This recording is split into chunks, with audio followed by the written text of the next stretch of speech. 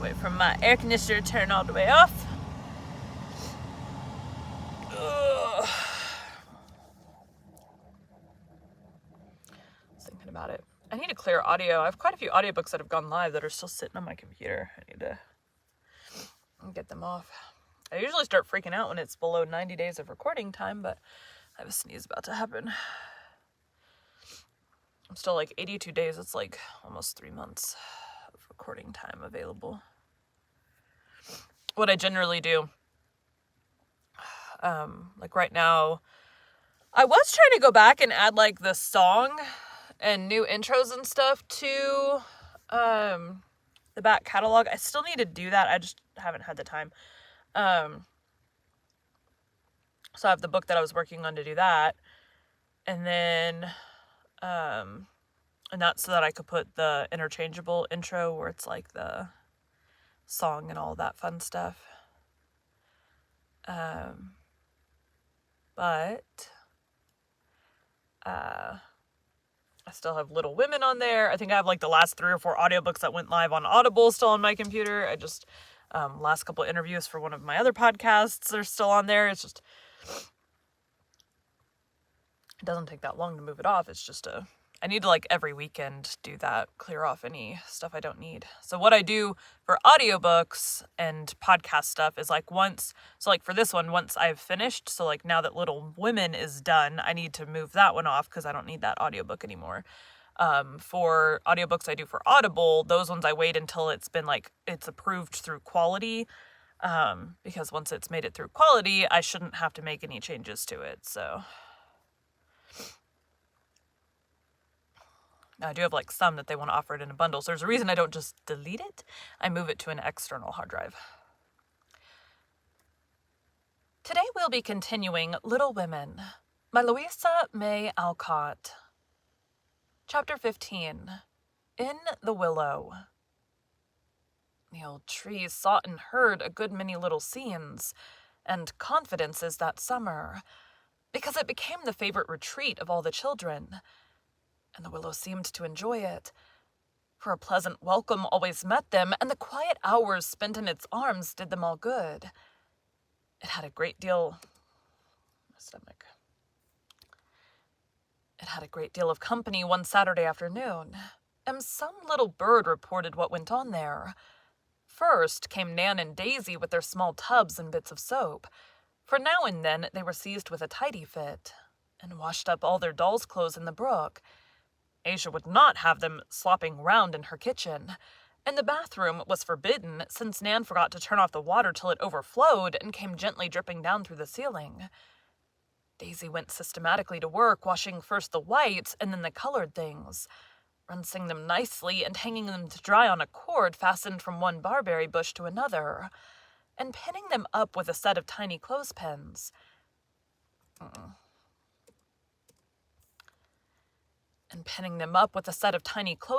Ned had turned for her. But Nan put all her little things to soak in the same tub, and then forgot them while she collected thistledown to stuff a pillow for Semiramis.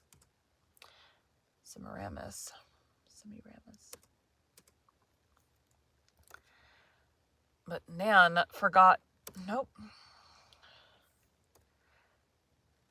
put all her little things to soak in the same tub, and then forgot them while she collected thistledown to stuff a pillow. Damn it!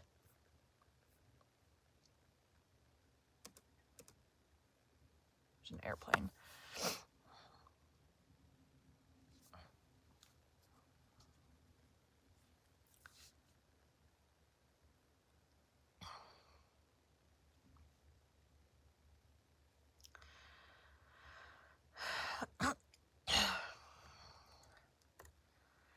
And then forgot them while she collected thistledown to stuff a pillow for Semiramis, Queen of Babylon, as one doll was named. This took some time, and when Mrs. Giddy-Gaddy came to take out her clothes, deep green stains appeared on everything, for she had forgotten the green silk lining of a certain cape, and its color had soaked nicely into the pink and blue gowns, the little chemises, and even the best ruffled petticoat. Nan and Daisy. About your age, Daisy. stay. Oh, me, what a mess, sighed Nan. Lay them on the grass to bleach, said Daisy with an air of experience. So I will, and we can sit up in the nest and watch that they don't blow away. The Queen of Babylon's wardrobe was spread forth upon the bank, and turning up their tubs to dry, the little washerwomen climbed into the nest and fell to talking, as ladies are apt to do in the pauses of domestic labor. I'm going to have a feather bed to go with my new pillow, said Mrs. Giddy-Gaddy as she transferred the thistledown from her pocket to her handkerchief, losing about half in the process. I wouldn't. Aunt Jo says feather beds aren't healthy. I never let my children sleep on anything but a mattress, returned Mrs. Shakespeare Smith decidedly. I don't care. My children are so strong they often sleep on the floor, and don't mind it, which was quite true. I can't afford 9 mattresses, and I like to make beds myself. Won't Tommy charge for the feathers? Maybe he will, but I shan't pay him, and he won't care, returned Mrs. G., taking a base advantage of the well-known good nature of T. Bangs.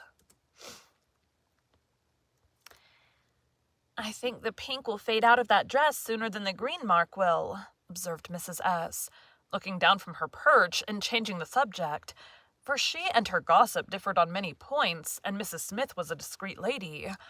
Never mind. I'm tired of dolls, and I guess I shall put them all away and attend to my farm.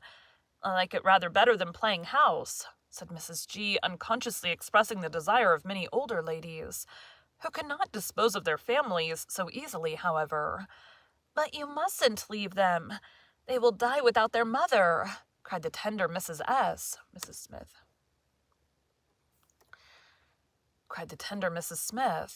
Let 'em die, then. I'm tired of fussing over babies, and I'm going to play with the boys. They need me to see to 'em, returned the strong-minded lady. Daisy knew nothing about women's rights. She quietly took all she wanted, and no one denied her claim, because she did not undertake what she could not carry out, but unconsciously used the all-powerful right of her own influence to win from others any privilege for which she had proved her fitness.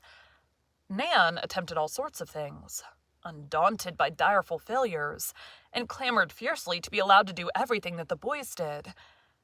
They laughed at her, hustled her out of the way, and protested against her meddling with their affairs. But she would not be quenched, and she would be heard, for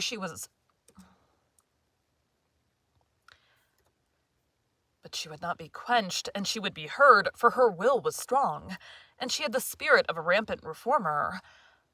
Mrs. Bear sympathized with her, but tired to curb her frantic desire for entire liberty, showing her that she must wait a little, learn self-control, and be ready to use her freedom before she asked for it. Nan had meek moments when she agreed to this, and the influences at work upon her were gradually taking effect. She no longer declared that she would be engine driver or blacksmith, but turned her mind to farming and found it an event for the energy bottled up in her active little body. It did not quite satisfy her, however, for her swage. That's not what I meant to do. I don't want Adobe open. Go away. Marjoram.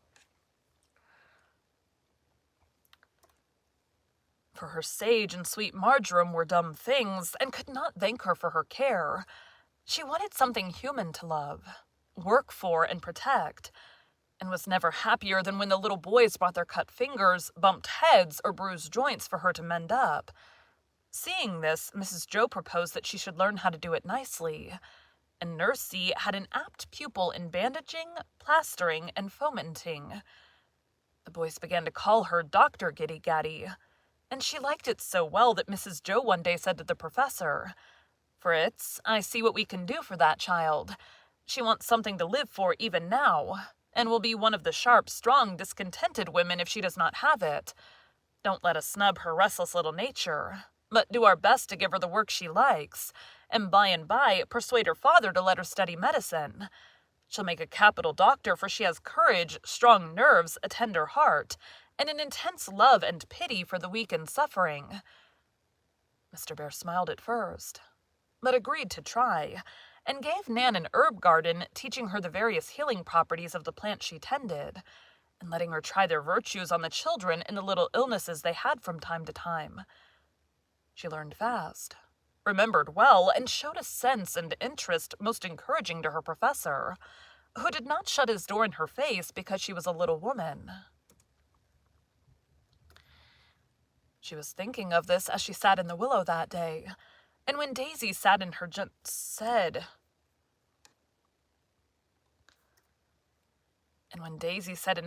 way, "I love to keep house, and mean to have a nice one for Demi when we grow up and live together," Nan replied with decision. "Well, I haven't got any brother, and I don't want any house to fuss over. I shall have an office with lots of bottles and drawers and pestle things in it, and I shall drive round in a horse and chaise.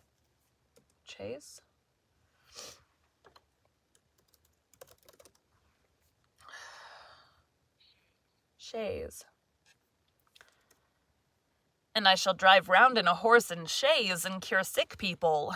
That'll be such fun. How can you bear the bad-smelling stuff?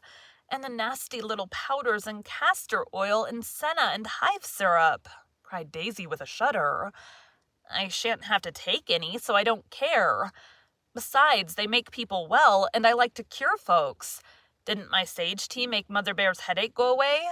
And my hop stopped Ned's toothache in 5 hours. So now, shall you put leeches on people and cut off legs and pull out teeth?" asked Daisy, quaking at the thought. "Yes, I shall do everything. I don't care if the people are all smashed up. I shall mend them. My grandpa was a doctor, and I saw him sew a great cut in a man's cheek, and I held the sponge and wasn't frightened a bit, and Grandpa said I was a brave girl." "How could you? I'm sorry for sick people, and I like to nurse them, but it makes my legs shake, so I have to run away. I'm not a brave girl," sighed Daisy. "Well, you can be my nurse and cuddle my patients when I've given them the physic? Oh, that's not psychic. Physic. Physic.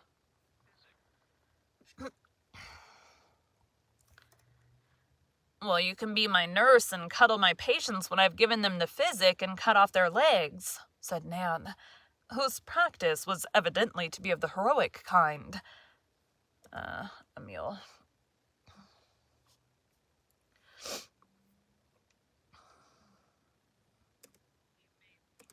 "He made me do it."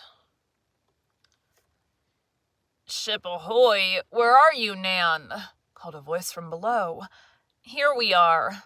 "Aye, aye," said the voice, and Emil appeared holding one hand in the other with his face puckered up as if in pain. "Oh, what's the matter?" cried Daisy anxiously. "A confounded splinter in my thumb. Can't get it out. Take a pick at it, will you, Nanny?" "It's in very deep and I haven't any needle," said Nan, examining a tarry thumb with interest. "Take a pin," said Emil in a hurry. "No, it's too big and hasn't got a sharp point."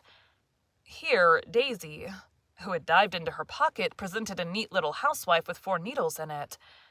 "You are the posy who always has what we want," said Emil, and Nan resolved to have a needle-book in her own pocket henceforth, for just such cases as this were always occurring in her practice. Daisy covered her eyes, but Nan probed and picked with a steady hand, while Emil gave directions not down in any medical work or record. "Starboard now. Steady, boys, steady. Try another tack. Heave-ho, there she is." "Suck it," ordered the doctor, surveying the splinter with an experienced eye. "Too dirty," responded the patient, shaking his bleeding hand. "Wait, I'll tie it up if you've got a handkerchief." "Haven't." "Take one of those rags down there." "Gracious, no indeed. They are doll's clothes," cried Daisy indignantly. "Take one of mine. I'd like to have you." "That's right," said Nan, and swinging himself down, Emil caught up the first rag he saw. It happened to be the frilled skirt, but Nan tore it up without a murmur. and when the royal petticoat was turned into a neat little bandage, she dismissed her patient with the command, "Keep it wet and let it alone. Then it will heal right up and not be sore." "What do you charge?" asked the Commodore, laughing. "Nothing. I keep a spencery. That is a place where poor people are doctored free gratis for nothing," explained Nan with an air. "Thank you, Dr. Giddy Gaddy. I'll always call you in when I come to grief." And Emil departed, but looked back to say for one good turn deserves another, "Your duds are blowing away, doctor." Forgiving the disrespectful word, duds, the ladies hastily descended, and gathering up their wash, retired to the house to fire up the little stove and go to ironing.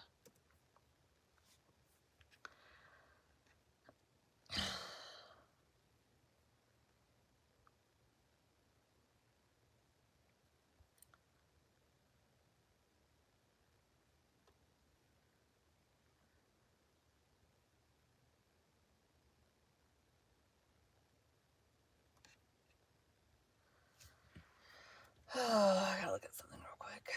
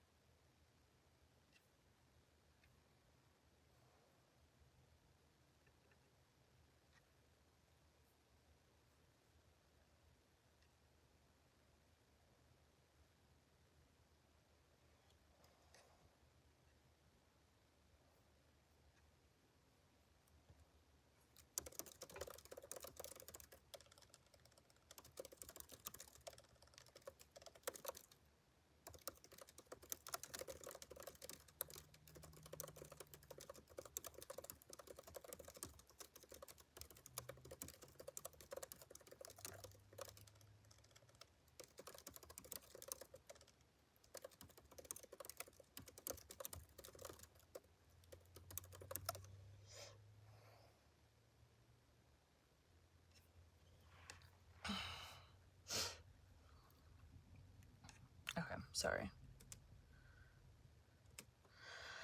Ironing. A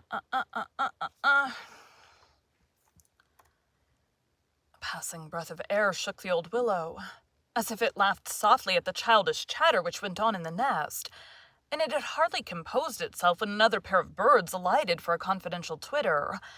"Now I'll tell you the secret," began Tommy, who was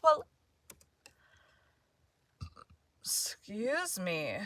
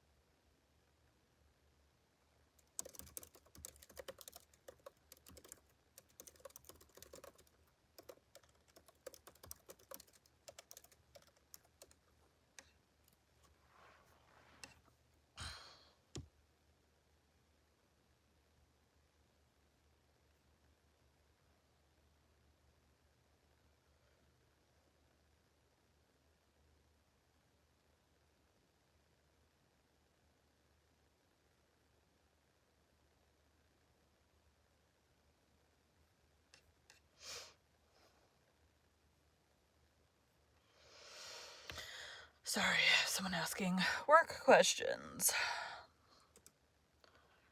It meets all the requirements, and it's like, no, it doesn't. It says it needs 4 things, and it only includes 2 of those. It's missing 2 things. Began Tommy, who was swollen visibly with the importance of his news. Tell away, answered Nat, wishing he had brought his fiddle. It was so shady and quiet here. Well, we fellows were talking over the late interesting case of circumstantial evidence, said Tommy, quoting at random from a speech Franz had made at the club. And I proposed giving Dan something to make up for our suspecting him, to show our respect, and so on, you know, something handsome and useful, that he could keep always and be proud of. What do you think we chose? A butterfly net? He wants one ever so much, said Nat, looking a little disappointed, for he meant to get it himself. No, sir, it's to be a microscope. A real swell one that we see what to do.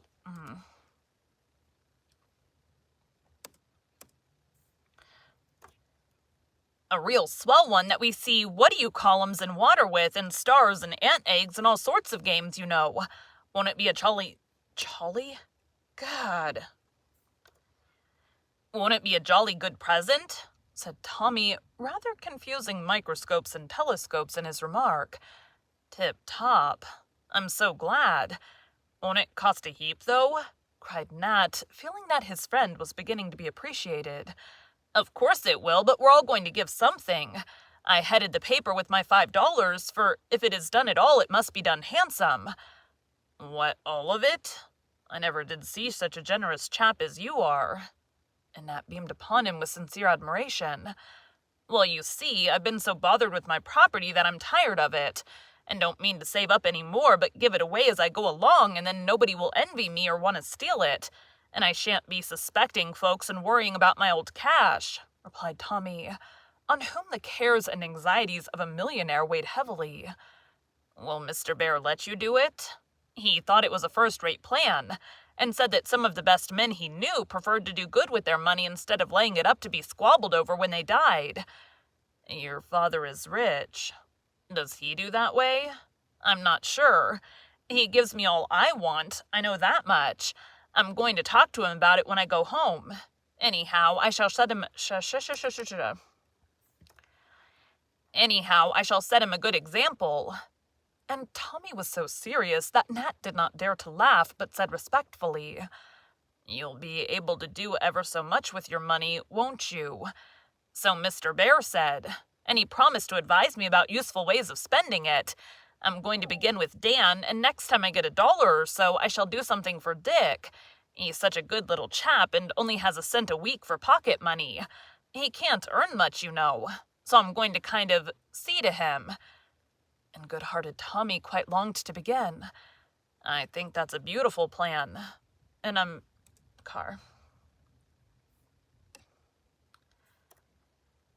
think that's a beautiful plan.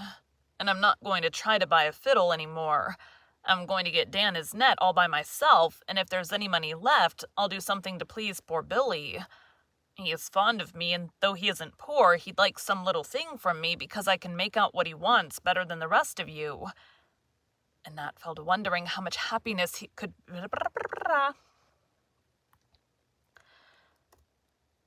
And Nat fell to wondering how much happiness could be got out of his precious $3. So I would.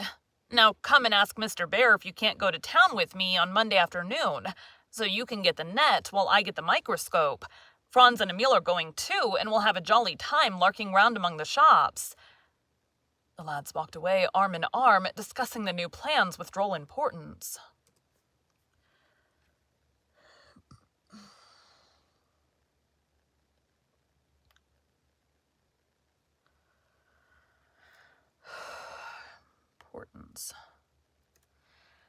Yet beginning already to feel the sweet satisfaction which comes to those who try, no matter how humbly, to be earthly providences to the poor and helpless, and gild their might with the gold of charity before it is laid up where the thieves cannot break through and steal.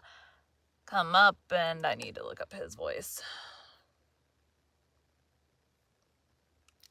Demi. There's my stomach. Come up and rest while we sort the leaves. It's so cool and pleasant here, said Demi, as he and Dan came sauntering home from a long walk in the woods. All right, answered Dan, who was a boy of few words, and up they went. What makes birch leaves shake so much more than the others? Asked inquiring Demi, who was always sure of an answer from Dan. They're hung differently. Don't you see the stem where it joins the leaf is sort of pinched one way, and where it joins the twig it is pinched another? This makes it waggle with the least bit of wind, but the elm leaves hang straight and keep stiller. How curious. Will this do so? And Demi held up a sprig of acacia, which he had broken from the little tree on the lawn because it was so pretty. No, that belongs to the sort that shuts up when you touch it. Draw your finger down the middle of the stem and see if the leaves don't curl up, said Dan, who was examining a bit of mica. Demi tried it, and presently the little leaves did fold together, till the spray showed a single instead of a double line of leaves. I like that. Tell me about the others. What do these do? Asked Demi, taking up a new branch. Feed silkworms. They live on mulberry leaves till they begin to spin themselves up. I was in a silk factory once, and there were rooms full of shelves all covered with leaves and worms, eating them so fast that it made a rustle. Sometimes they eat so much they die. Tell that to Stuffy. And Dan laughed as he took up another bit of rock with a lichen on it. I know one thing about this mullein.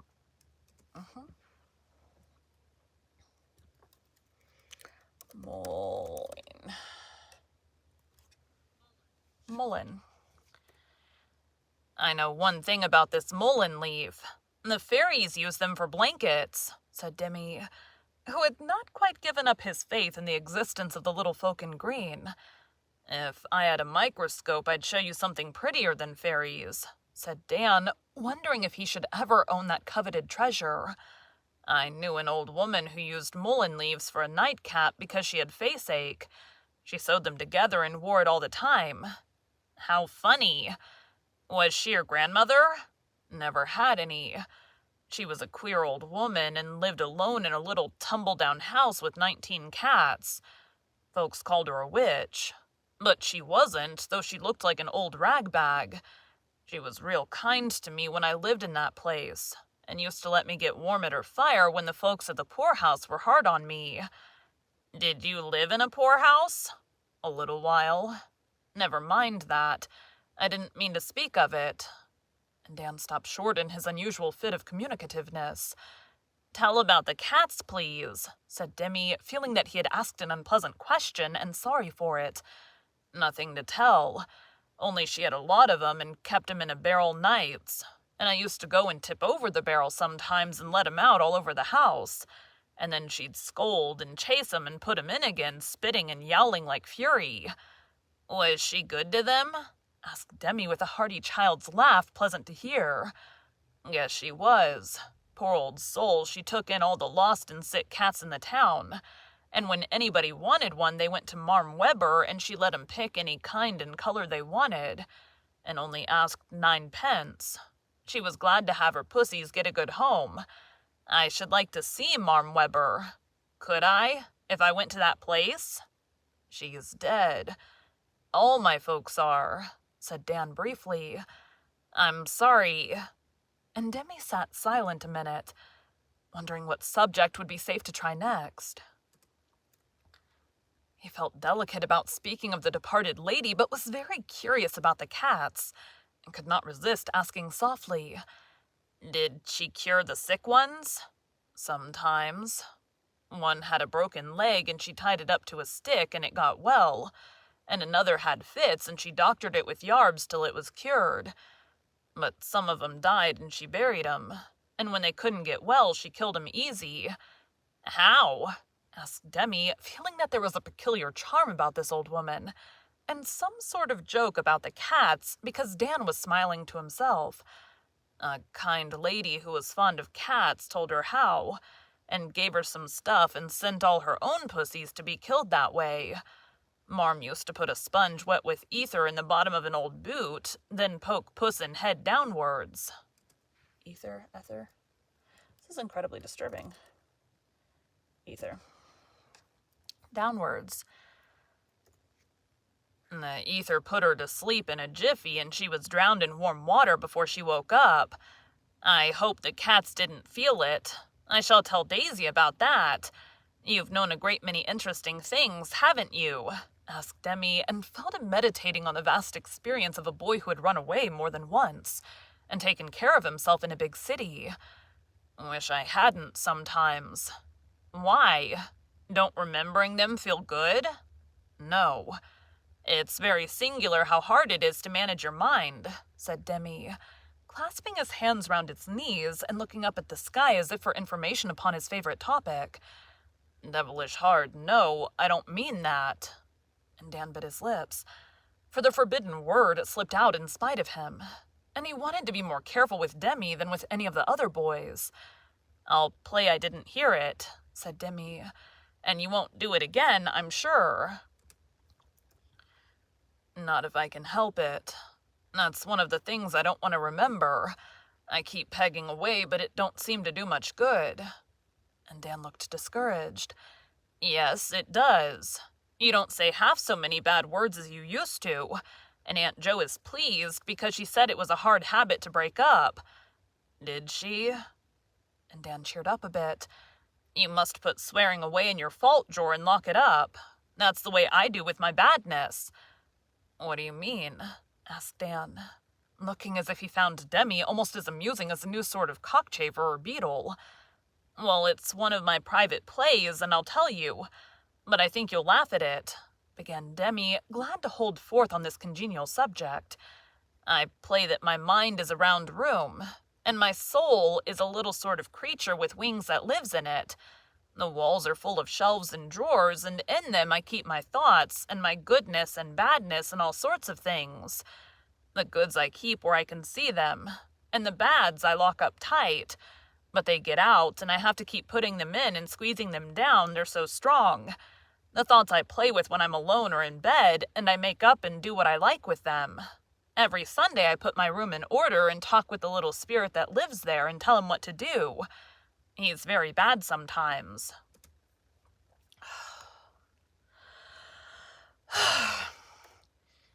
And won't mind me, and I have to scold him and take him to Grandpa. He always makes him behave and be sorry for his faults because Grandpa likes this play, and gives me nice things to put in the drawers and tells me how to shut up the naughties. Hadn't you better try that way? It's a very good one. And Demi looked so earnest and full of faith that Dan did not laugh at his quaint fancy, but said soberly, I don't think there's a lock strong enough to keep my badness shut up. Anyway, my room is in such a clutter I don't know how to clear it up. You keep your drawers in the cabinet all spandy nice. Why can't you do the others? I ain't used to it. Will you show me how? And Dan looked as if inclined to try Demi's childish way of keeping a soul in order. I'd love to, but I don't know how except to talk as Grandpa does. I can't do it good like him, but I'll try. Don't tell anyone. Only now and then we'll come here and talk things over, and I'll pay you for it by telling all I know about my sort of things. Will that do? And Dan held out his big, rough hand. Demi gave his smooth little hand readily, and the league was made. For in the happy, peaceful world where the younger boy lived, lions and lambs played together, and little children innocently taught their elders. Hush, said Dan, pointing toward the house, as Demi was about to indulge in another discourse on the best way of getting badness down and keeping it down. And peeping from their perch, they saw Mrs. Jo strolling slowly along, reading as she went, while Teddy trotted behind her, dragging a little cart upside down. Wait till they see us, whispered Demi, and both sat still as the pair came nearer. Mrs. Jo so absorbed in her book that she would have walked into the brook if Teddy had not stopped her by saying, Mar, I want her fish. Mrs. Jo put down the charming book which she had been trying to read for a week, and looked about her for a fishing pole, being used to making toys out of nothing. Before she had broken one from the hedge, a slender willow bough fell at her feet, and looking up, she saw the boys laughing in their nest. "Up, up!" cried Teddy, stretching his arms and flapping his skirts as if about to fly. "I'll come down and you come up. I must go to Daisy now." And Demi departed to rehearse the tale of the 19 cats with the exciting boot and barrel episodes. Teddy was speedily whisked up, and then Dan said, laughing, "Come too. There's plenty of room. I'll lend you a hand." Mrs. Joe glanced over her shoulder, but no one was in sight, and rather liking the joke of the thing, she laughed back, saying, "Well, if you won't mention it, I think I will." And with 2 nimble steps was in the willow. "I haven't climbed a tree since I was married. I used to be very fond of it when I was a girl," she said, looking well pleased with her shady perch. "Now you read if you want to, and I'll take care of Teddy," proposed Dan, beginning to make a fishing rod for impatient baby. "I don't think I care about it now. What were you and Demi at up here?" asked Mrs. Joe, thinking, from the sober look on Dan's face, that he had something on his mind. "Oh, we were talking. I'd been telling him about leaves and things, and he was telling me some of his queer plays. Now then, Major, fish away." And Dan finished off his work by putting a big blue fly on the bent pin which hung at the end of the cord he had tied to the willow rod. Teddy leaned down from the tree and was soon wrapped up in watching for the fish which he felt sure would come. Dan held him by his little petticoats lest he should take a header into the brook, and Mrs. Joe soon won him to talk by doing so herself. "I'm so glad you told Demi about leaves and things. It is just what he needs, and I wish you would teach him and take him to walk with you." "I'd like to. He's so bright, but..." "But what?" "I didn't think you'd trust me." "Why not?" "Well, Demi is so kind of precious and so good, and I'm such a bad lot, I thought you'd keep him away from me. But you are not a bad lot, as you say, and I do trust you, Dan, entirely, because you honestly try to improve and do better and better every week." "Really?" And Dan looked up at her with a cloud of despondency lifting from his face. "Yes? Don't you feel it?" "I hoped so, but I didn't know. I've been waiting and watching quietly, for I thought I'd give you a good trial first, and if you stood it, I would give you the best reward I had. You've stood it well, and now I'm going to trust not only Demi but my own boy to you, because you can teach them some things better than any of us." "Can I?" And Dan looked amazed at the idea. "Demi has lived among older people so much that he needs just what have not..."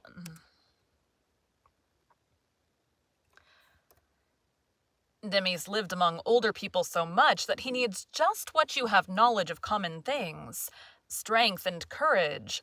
He thinks you're the bravest boy he ever saw and admires your strong way of doing things. Then you know a great deal about natural objects and can tell him more wonderful tales of birds and bees and leaves and animals than his storybooks give him. And being true, these stories will teach and do him good. Don't you see now how much you can help him and why I like to have him with you?" "But I swear sometimes, and might tell him something wrong. I wouldn't mean to, but it might slip out, just as Devil did a few minutes ago," said Dan, anxious to do his duty and let her know his shortcomings. "I know you try not to say or do anything to harm the little fellow, and here is where I think Demi will help you, because he's so innocent and wise in his small way, and has what I'm trying to give you, dear good principles. It is never too early to try and plant them in a child, and never too late to cultivate them in the most neglected person. You are only boys yet. You can teach one another. Demi will unconsciously strengthen your moral sense. You will strengthen his common sense. And I feel as if I had helped you both." Words could not express how pleased and touched Dan was by this confidence and praise. No one had ever trusted him before. No one had cared to find out and foster the good in him, and no one had suspected how much there was hidden away in the breast of the neglected boy, going fast to ruin, yet quick to feel and value sympathy and help. No honor that he might earn hereafter would ever be half so precious as the right to teach his few virtues and small store of learning to the child whom he most respected. And no more powerful restraint could have been imposed upon him than the innocent companion confided to his care.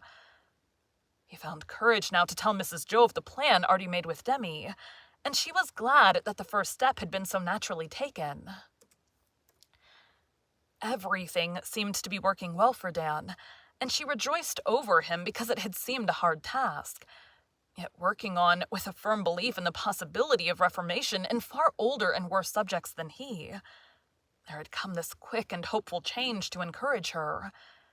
He felt that he had his friends now and a place in the world, something to live and work for. And though he said little, all that was best and bravest in a character made old by a hard experience responded to the love and faith bestowed on him, and Dan's salvation was assured. Their quiet talk was interrupted by a shout of delight from Teddy, who, to the surprise of everyone, did actually catch a trout where no trout had been seen for years. He was so enchanted with his splendid success that he insisted on showing his prize to the family before Asia cooked it for supper. So the three descended and went happily away together, all satisfied with the work of that half hour. Ned was the next visitor to the tree, but he only made a short stay, sitting there at his ease while Dick and Dolly caught a pailful of grasshoppers and crickets for him. He wanted to play a joke on Tommy and intended to tuck up a few dozen of the lively creatures in his bed, so that when Bangs got in, he would speedily tumble out again, and pass a portion of the night in chasing hopper grasses round the room. The hunt was soon over, and having paid the hunters with a few peppermints apiece, Ned retired to make Tommy's bed. For an hour the old willow sighed and sung to itself, talked with the brook, and watched the lengthening shadows as the sun went down. The first rosy color was touching its graceful branches when a boy came stealing up to the avenue, across the lawn, and spying Billy by the brookside, went to him, saying in a mysterious tone, "Jack, I am way past work time. We all go and tell Mr. Bear I want to see him down here, please. Don't let anyone hear." Billy nodded and ran off, while the boy swung himself up into the tree and sat there looking anxious, yet evidently feeling the charm of the place and hour. In 5 minutes, Mr. Bear appeared, and stepping up on the fence, leaned into the nest, saying kindly, "I'm glad to see you, Jack. But why not come in and meet us all at once?" "I wanted to see you first, please, sir. Uncle made me come back. I know I don't deserve anything, but I hope the fellows won't be hard upon me." Poor Jack did not get on very well, but it was evident that he was sorry and ashamed, and wanted to be received as easily as possible. How long is this chapter supposed to be?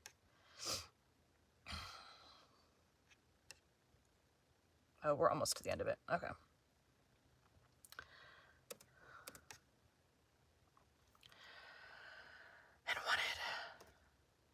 And wanted to be received as easily as possible, for his uncle had thrashed him well and scolded him soundly for following the example he himself set. Jack had begged not to be sent back, but the school was cheap, and Mr. Ford insisted, so the boy returned as quietly as possible and took refuge behind Mr. Bear. "I hope not, but I can't answer for them, though I will see that they are not unjust. I think as Dan and Nat have suffered so much being innocent, you should suffer something being guilty, don't you?" asked Mr. Bear, pitying Jack, yet feeling he deserved punishment for a fault which had so little excuse. "I suppose so. But I sent Tommy's money back, and I said I was sorry. Isn't that enough?" said Jack, rather sullenly, for the boy who could do so mean a thing was not brave enough to bear the consequences well. "No, I think you should ask pardon of all 3 boys, openly and honestly. You cannot expect them to respect and trust you for a time, but you can live down this disgrace if you try, and I will help you. Stealing and lying are detestable sins, and I hope this will be a lesson to you. I'm glad you're ashamed. It is a good sign. Bear it patiently, and do your best to earn a better reputation." "I'll have an auction and sell off all my goods dirt cheap," said Jack, showing his repentance in the most characteristic way. "I think it would be better to give them away and begin on a new foundation. Take honesty as the best policy for your motto, and live up to it in act and word and thought. And though you don't make a cent of money this summer, you'll be a rich boy in the autumn," said Mr. Bear earnestly.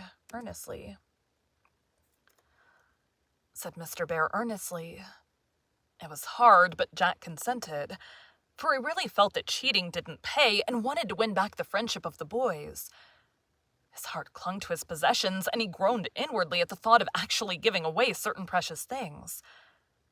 Asking pardon publicly was easy compared to this, but then he began to discover that certain other things, invisible but most valuable, were better property than knives, fishhooks, or even money itself. So he decided to buy up a little integrity, even at a high price, and secure the respect of his playmates, though it was not a valuable article.